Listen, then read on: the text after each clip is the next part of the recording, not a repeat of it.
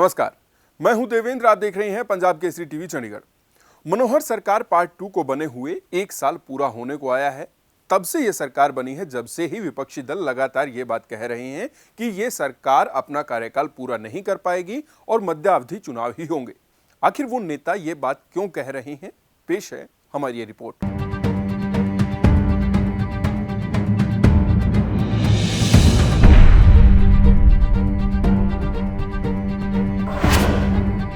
हरियाणा की भाजपा जजपा सरकार का 1 साल का कार्यकाल पूरा होने को आया है और अभी बड़ौदा का उपचुनाव भी होने को है।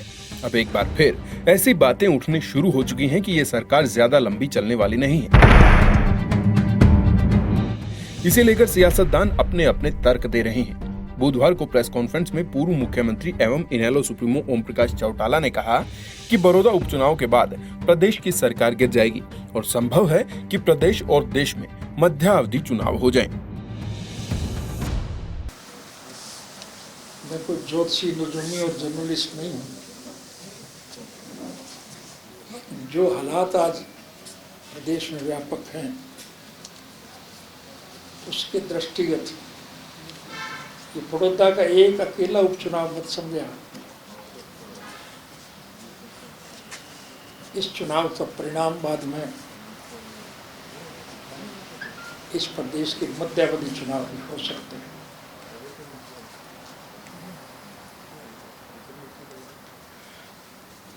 जो लोग सत्ता का सुख भोगने के लिए बीजेपी में गए थे वो भी आज बीजेपी को छोड़ के वापस हमारी पार्टी में आ रहे। बड़ौदा के उपचुनाव का परिणाम हरियाणा के मध्यावधि चुनाव की शक्ल में होंगे और जब हरियाणा प्रदेश के मध्यावधि चुनाव होंगे तो फिर निश्चित रूप से दूसरे प्रदेश के लोग हरियाणा प्रदेश के लोगों के निर्णय को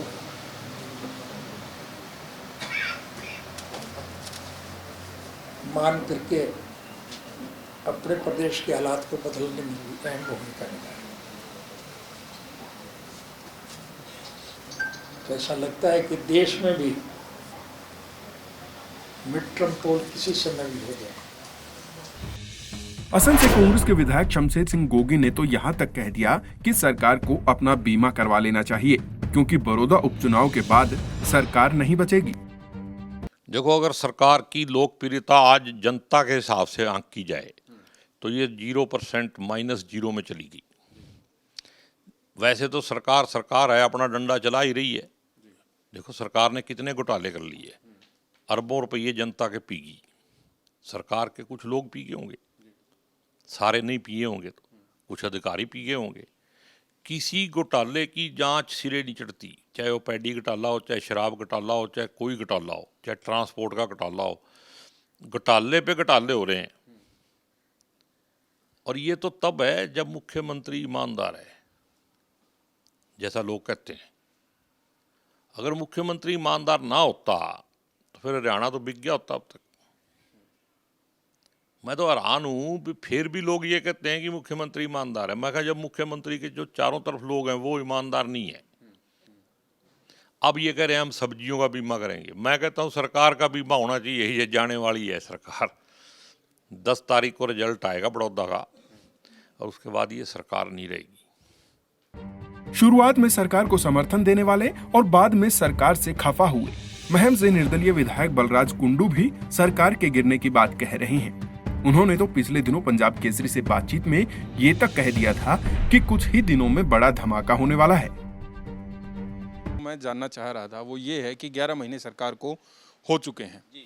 11 महीने में कई विधायक जो हैं जजपा के नाराज दिखे। कुछ विधायकों ने जो है भारतीय जनता पार्टी के विधायकों ने शिकायत की कि जो अधिकारी हैं वो उनकी नहीं सुनते।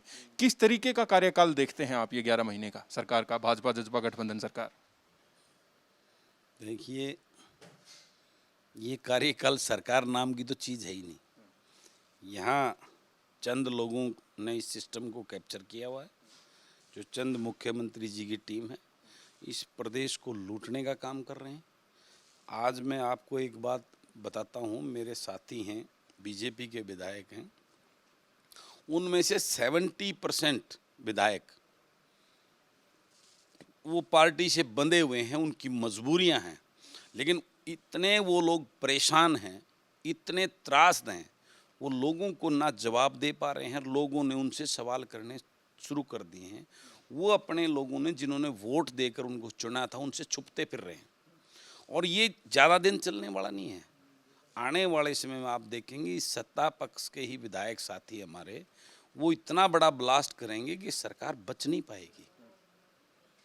और इसी प्रकार से विपक्ष के लोगों का भी जो ना चेहरा, जो बाहर पब्लिक में ड्रामा कुछ करते हैं, इंटरनल सब लोग ये एक हैं, सबका चेहरा जनता के सामने नंगा हो चुका है। और आप आने वाले समय में देखेंगे इस प्रदेश के अंदर एक नई राजनीतिक चेतना लोगों में शुरू हो चुकी है। और जब से भाजपा जसपा सरकार बनी है तब से ही विपक्षी दलों के नेताओं की तरफ से ये बात कही जा रही है कि सरकार लंबी चलने वाली नहीं है। लेकिन सरकार ने अपना 1 साल का कार्यकाल पूरा कर लिया है और अभी बड़ौदा उपचुनाव है। इसमें कौन बाजी मारता है ये देखने वाली बात होगी। पंजाब केसरी टीवी चंडीगढ़ के लिए देवेंद्र रूहल की रिपोर्ट।